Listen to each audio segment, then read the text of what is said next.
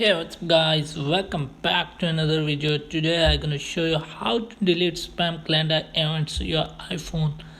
So let's get started without wasting any time. First of all, we have to check. As you can see, there's a notification of spam calendar on my iPhone. So it's annoying me.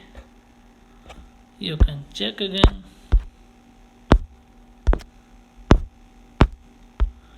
Here is the spam virus. So let's go to the fix. First of all, open settings, scroll down, and now type on calendar.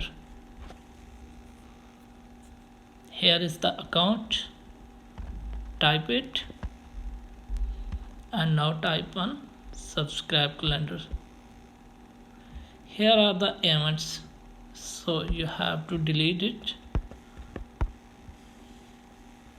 You have to delete all the accounts one by one. If you have 3, 4 or 5, after deleting accounts, we check again. Go back to the calendar.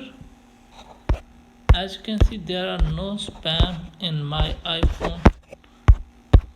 So now it's clean from viruses and safe.